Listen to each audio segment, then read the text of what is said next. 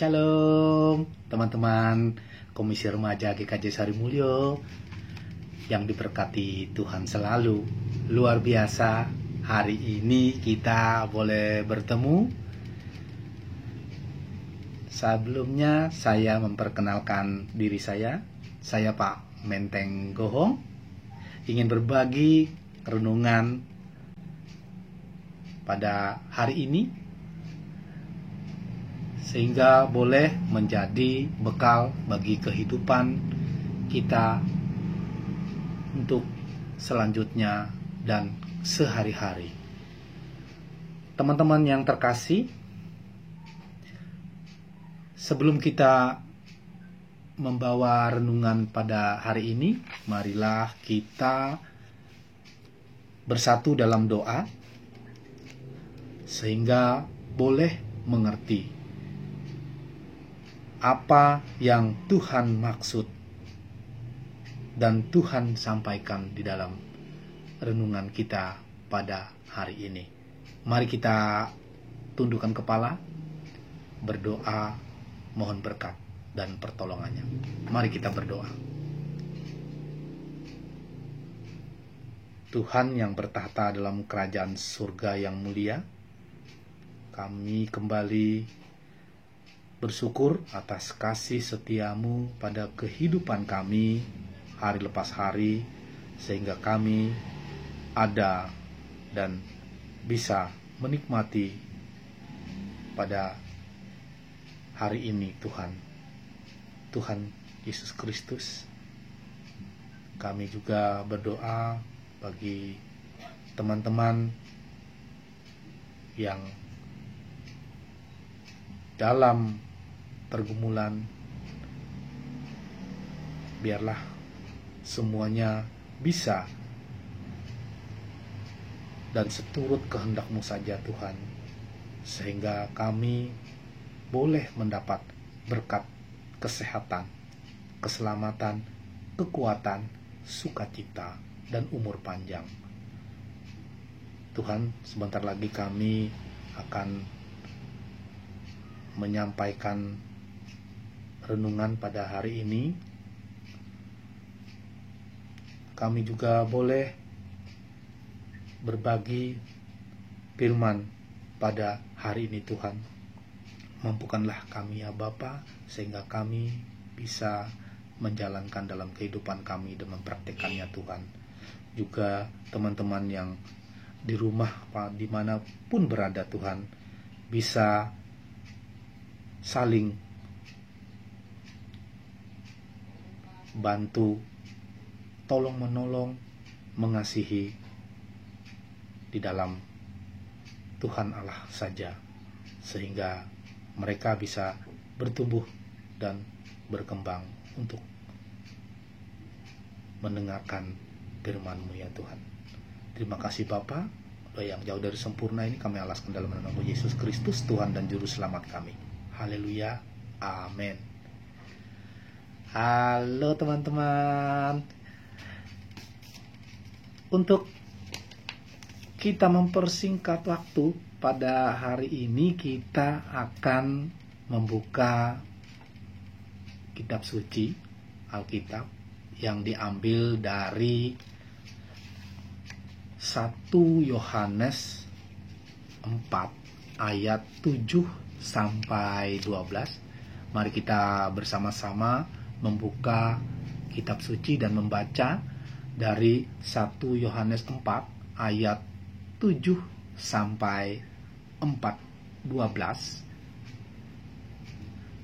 1 Yohanes 4 ayat 7 sampai 12. Beginilah sabdanya. Allah adalah kasih. Saudara-saudaraku yang kekasih, marilah kita saling mengasihi, sebab kasih itu berasal dari Allah, dan setiap orang yang mengasihi lahir dari Allah dan mengenal Allah.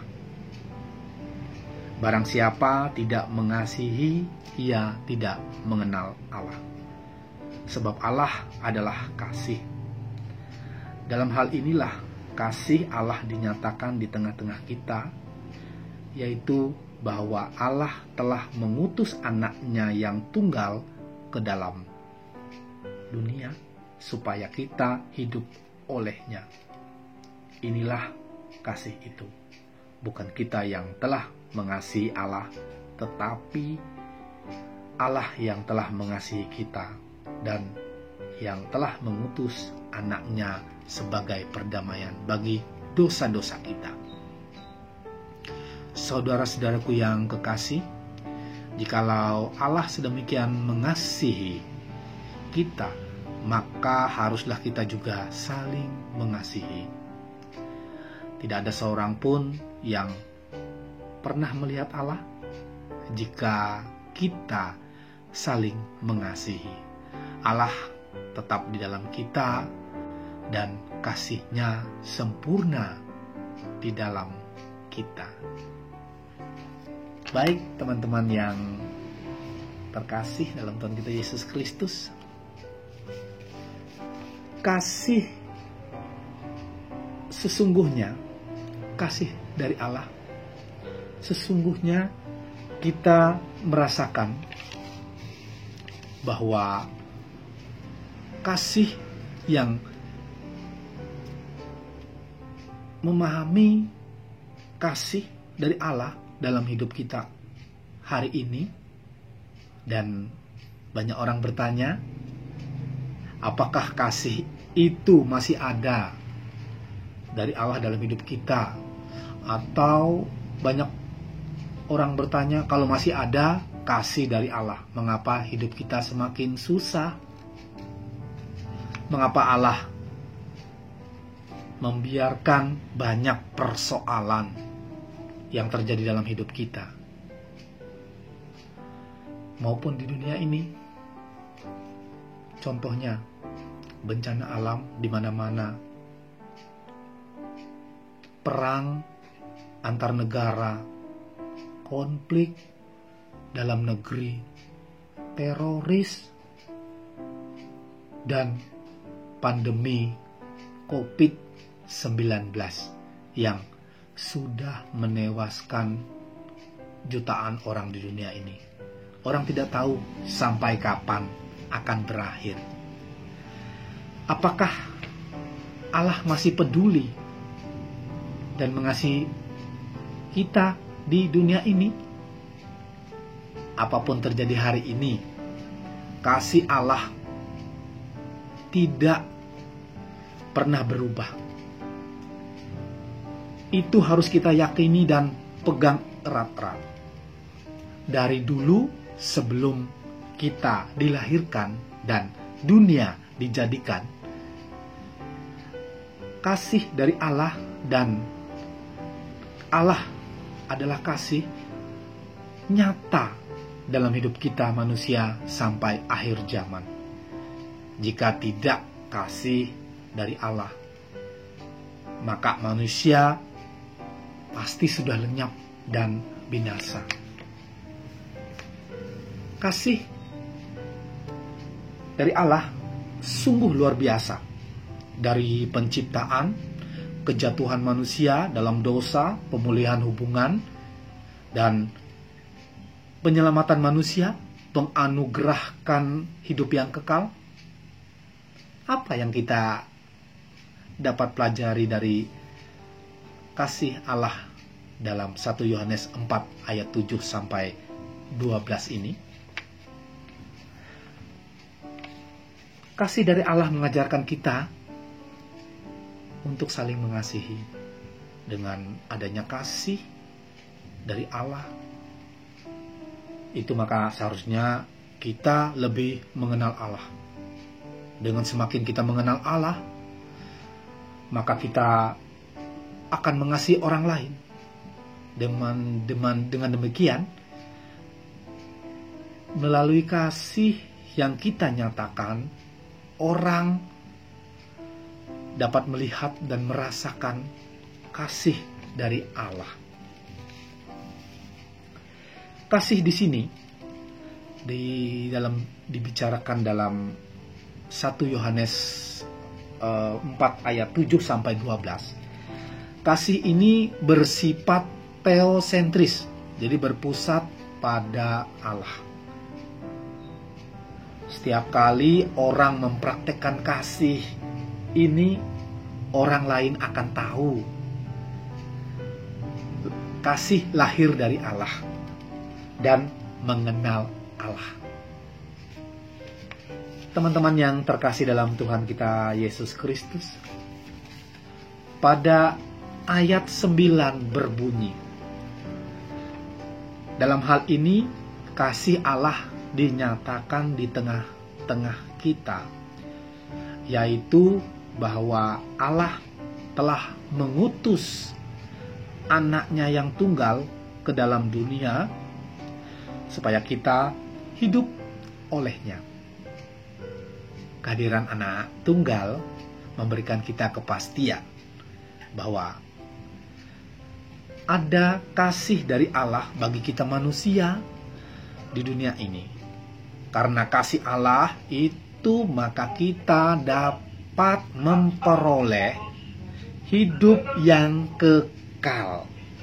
Walaupun dalam dunia ini banyak persoalan. Jadi banyak persoalan yang kita harus hadapi. Tetapi kasih Allah itu tetap ada di antara kita. Contoh yang Tuhan mengasihi kita. Udara yang kita hirup setiap hari, udara yang segar, setiap hari itu kita bisa menikmati. Gratis. Terus segala aktivitas kita diberikan kesehatan, kita bisa beraktivitas, bermain. Itu juga perwujudan dari kasih yang diberikan Allah kepada kita. Kita bisa sekolah, belajar di sekolah, bertemu dengan teman-teman. Itu juga praktek dari kasih Allah. Jadi tunjukkan kita bahwa kita memiliki kasih dari Allah. Allah adalah kasih karena Allah memiliki kasih. Teman-teman yang terkasih dalam Tuhan kita Yesus Kristus,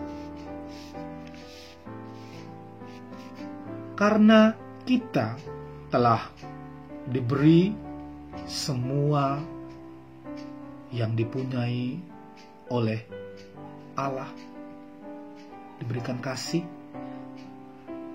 kita wajib untuk berbagi dengan sesama kita dan orang lain yang membutuhkan kita. Seperti contohnya kita menolong orang tua, membantu pekerjaan orang tua yang lagi kerepotan. Kita mempunyai kesadaran tersendiri jadi dalam diri kita bahwa kasih, kita merasa kita mempunyai kasih. Jadi wajib kita berbagi kasih kepada yang lain. Membantu teman yang sedang membutuhkan. Tidak membenci, tidak dendam, tidak iri dengki. Itulah kasih yang dari Allah.